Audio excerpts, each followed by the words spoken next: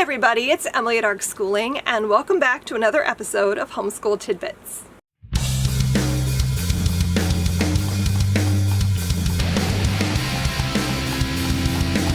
Welcome back to Build Your Library's Homeschool Tidbits. Today we're doing episode 29, and we're talking about timelines, building your own timeline or Timelines 101. In this weekly video series, I will delve briefly into a topic related to homeschooling, and I'll share some of my knowledge and expertise with you as a longtime homeschooling mother of 4 children, 3 of whom have graduated and 1 who has graduated from college.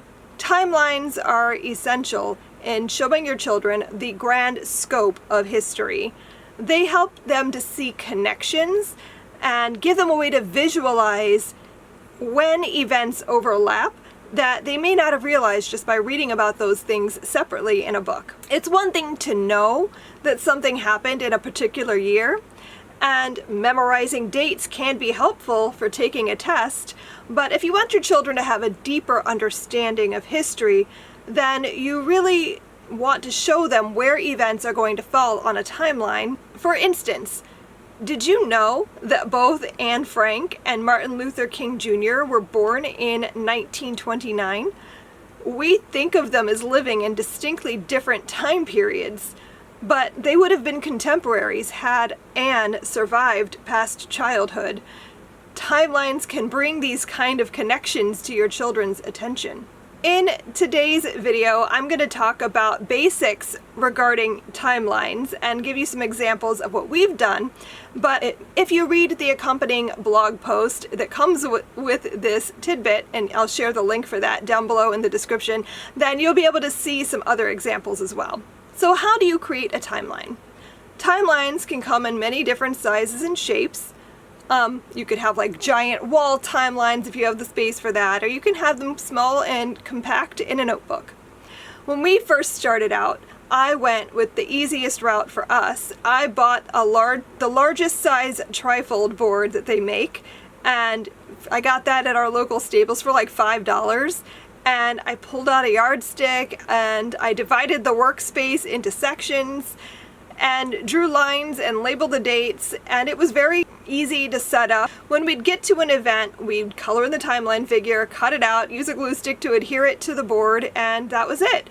And as far as functionality goes, it did fit the bill, and we didn't have the wall space for anything bigger, so I was able to like tuck it behind the couch when it wasn't in use. So it was portable, it was foldable, it was perfect because we could just put it away when we didn't need it out. Was it the prettiest option? No, but it was what worked for us. It was functional. The biggest downside to this method is that you only have so much space available on a TriFold board. You can't really extend it any more than it already is.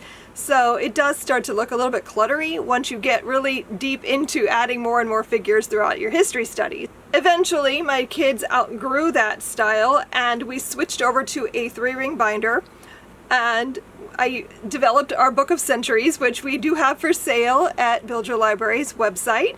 It's a neat, portable, and it works really well. This is great because, like I said, it's portable. It's easy to set it on a shelf when it's not in use, so it doesn't take up a lot of space.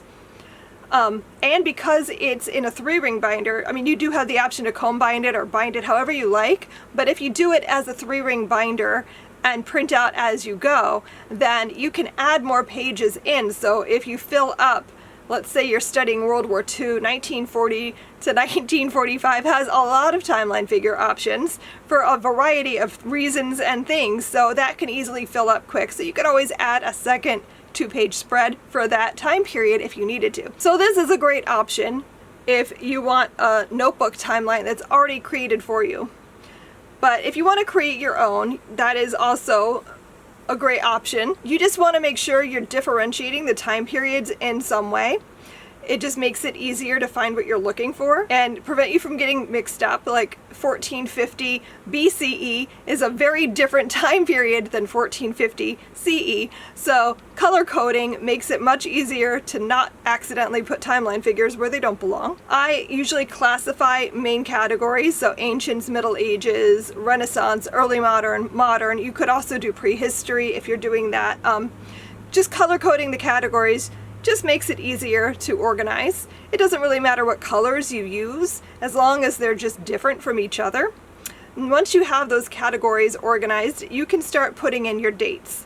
So this can be the trickiest part of putting together a timeline. When you're creating a historical timeline, it can be difficult to figure out where to begin. So, or how much space to put between dates. I like to keep things fairly simple. I look at what's the earliest event we're going to be studying, and then that's where I start. So the distance between dates will change depending on how many events you're planning to add. It's going to look different if you're working with young elementary age children as opposed to like high school. And if you're covering prehistory, that also changes things a little bit because you might need to figure out like how far back you're going to study. Are you starting with the Big Bang and working your way forward? Are you starting with human history? So like there's a lot of variables to consider. So like I said, in the blog post that accompanies this tidbit, I do include a list of dates that you can use on a timeline just for your reference. I also include a variety of other styles of timelines from other families who are so kind enough to send me some pictures to add to that post. So it's a great reference if you're trying to come up with new ideas or just figuring out how to set up a timeline. So I'm going to share a few options for you guys that I have used with my youngest daughter. I don't really have the timeline stuff anymore from my older kids. It's just, it hasn't survived since they finished schooling. So I'm going to show you what I've used with my youngest, who I'm still currently homeschooling. So first I want to show you the Flipbook method that we did, the accordion style, which I still think is such a great option, and I really loved using this with her. So a few years ago we studied ancient history, and I thought she'd like to try out this style of timeline. I took several sheets of cardstock paper and laid them out and put the dates on them, and once I'd figured out how many I was using and dated everything, I then used packing tape to adhere the pages together. And this works great because the packing tape is very sturdy and you can then fold the pages as you need to and it won't fall apart. So what I like about this method is that we can open it up and stretch it out the full length and give her a good view of like how far in history we're studying. Also, because it's an accordion style, you can also just flip through it like a book. So it doesn't take up a lot of space, which is great when you live in a small house or apartment. I also gave her the option, instead of using timeline figures, because she loves to draw, I wanted her to use her creativity skills and draw whatever she wanted for the timeline figures that we were adding. So as we would read in history, she would get to think and brainstorm about what she wanted to include here, and then she would have the chance to add into her timeline after we finished our reading. I'd say the biggest con to this method is that it is a lot of work up front to set up. I messed up several times and had to like start over or add new pages in or cut the packing tape off and like add more. And so it's a lot, especially if you, like me, are just not great at crafting. This can be a stressful method to set up, but once it's put together, it's really fun. Also, the other downside is you really can't, I mean, you could, I suppose, do like multiple time periods, but for ease of use, I think it's better if you have like, this is our ancients timeline, and then we'll make a new one when we get to Middle Ages, and we'll make a new one when we get to Renaissance and early modern, you know? And that just makes it easier, I think, to put together. This year, we are using the School Nest notebook timeline. I just really wanted to try out the timeline book because we've been using her other notebooks and really liking them. So I thought, why not give the timeline a try as well? So what I like about this is that it's really well organized. Megan's notebooks are just fantastic. They're beautiful and they're really well organized and they look really nice on a shelf. So what I like is that it also includes a prehistory section as well as a my history, which we haven't decided what we're going to do with that section yet, but there's a lot of cool possibilities. So I really like the concept. The downside of this notebook is that it is a bound notebook, so you cannot add more pages if you need more space. And also the pages are a little bit on the thin side, so if you have a child who likes to press down hard when they're drawing, or if they like to use markers, it's going to show through on the other pages. But otherwise, I really like this notebook and I'm excited to get more into it. We really haven't added much to it this year because we're only in our 3rd week of school and we're doing big history. So we're starting out with like the Big Bang and we haven't really gotten to a point where we're adding more yet. So soon. So you can see timelines can be as simple or as elaborate as you want them to be. I hope I've taken some fear and confusion out of the process of creating one.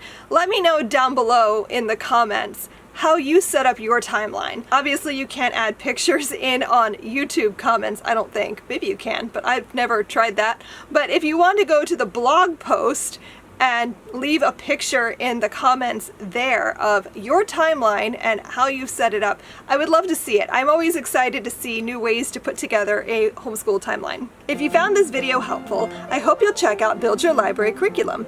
Build Your Library is a secular, literature-rich homeschool curriculum inspired by Charlotte Mason's philosophy of education. Based on nearly 20 years of homeschooling, I created the curriculum that I wish I could have used when I started homeschooling my children.